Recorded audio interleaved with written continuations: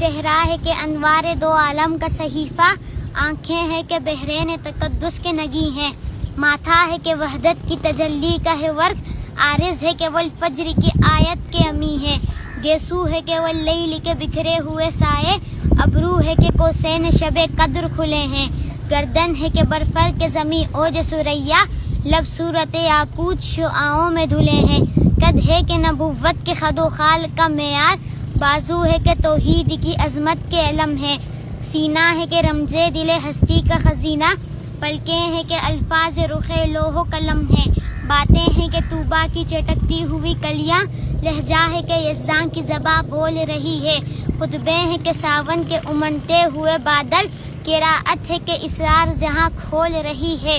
یہ دانت یہ شیرازہ شبنم کے تراشے، یاقوت کی وادی میں دمکتے ہوئے ہیرے، شرمندہ تاب لب دندان پیغمبر، حرف بسنا خوانی و خامہ بسریرے، یہ موج تبسم ہے کہ رنگوں کی دھنک ہے، یہ عکس متانت ہے کہ ٹہرا ہوا موسم، یہ شکر کے سجدے ہیں کہ آیات کی تنزیل، یہ آنکھ میں آنسو ہے کہ الہام کی رمجم، کہنے کو تو ملبوس بشر اوڑھ کے آیا، لیکن تیرے احکام فلک پر بھی چلے ہیں، انگلی کا اشارہ تھا کہ تقدیر کی ضربت، مہتاب کے ٹکڑے تیرے قدموں میں گرے ہیں، کہنے کو تو فاقوں پر گزری تیری راتیں، اسلام مگر اب بھی نمک خوار ہے تیرا، تو نے ہی سکھائی ہے تمیز من و یزداں، انسان کی گردن پہ صدا بار ہے تیرا، کہنے کو تیرا فقر تیرے فخر کا باعث، لیکن تو سخاوت کے سمندر کا کنارہ، کہنے کو تیرے سر پہ ہے دستار یتیمی، لیکن تو زمانے کے یتیموں کا سہارا۔